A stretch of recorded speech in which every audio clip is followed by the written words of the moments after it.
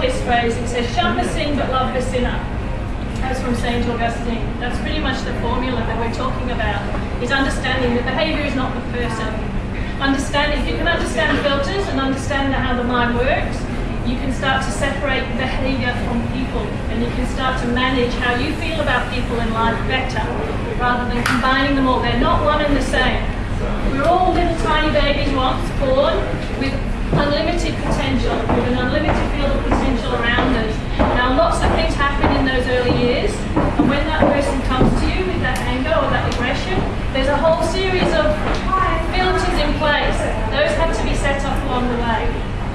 We can understand filters, we can understand behaviour. Okay, so the first thing that I like to teach children is to step off the train tracks. Now the way I look at this is, say for example, you're walking down a dusty, imagine in the old days we had the lovely dusty train tracks and there was just fields either side. I grew up in the country, so I've got all this lovely stuff in my head. And you're just wandering along in a green, there's birds flying, and rabbits. And you're having a lovely time, and in the distance you see a train coming. Big train. And you look at the train and you say to yourself, wow, that train's coming really fast, it's in a big hurry. I wonder if I stand here long enough, it might slow down. It's missing all this beautiful scenery, it's missing all this experience, it's missing life. That train's going so fast, and it sort of looks a bit angry actually. How about I stand here, if I stand here in a really good position, it'll notice that it's not going the right speed. It'll notice that it could slow down to a really slow crawl and could enjoy the scenery. And if I stand really strong like that, maybe that train might stop.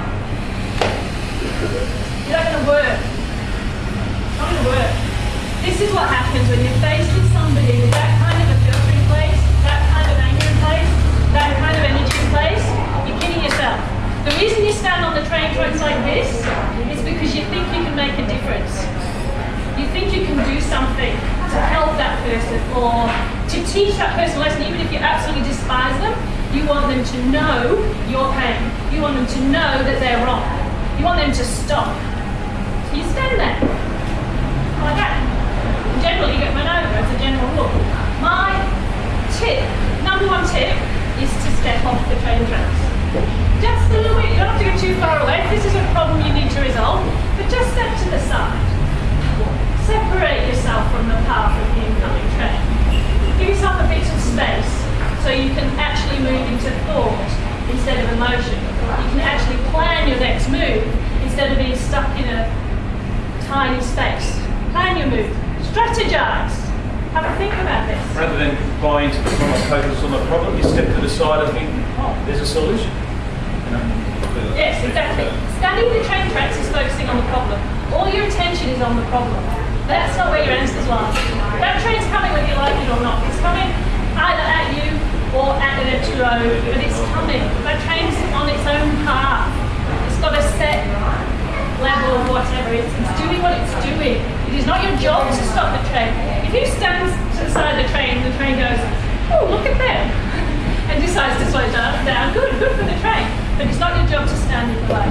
Okay. The second thing I really want people to understand is check on the train, check on the pattern inside that train. Is that somebody whose advice you would ask? Is that somebody who you would respect? Is that somebody who you would go to if you needed them? If you wanted some help or advice, if you wanted some support or love, if you wanted to have fun, if you wanted some alignment, would you go to that person? And I would say 99.999% of the time you would go in a million miles that person. You would never ever go into that person's space. They wouldn't be somebody that you would want to be near. In that circumstance, in that space, in that problem, that would not be the person you go to. There's a very good reason why bullies focus on certain people. Very good reason. Because they know you don't like them. They know it at a deep level. They know absolutely that you go against their value systems. People like people that they're like. You actually operate a different value system to that person. People are in conflict when they're in different value systems. So just look at that. If you don't have the same value system, it's okay. You don't need to fight about it. If you know someone's got an angry, strong, powerful, aggressive, dominant value system, that's what they've got in place. You stand in front of them. That's what you're going to be fighting. Nothing to do with you, it's to do with your values and your system. That's what I'm hoping to teach kids as well.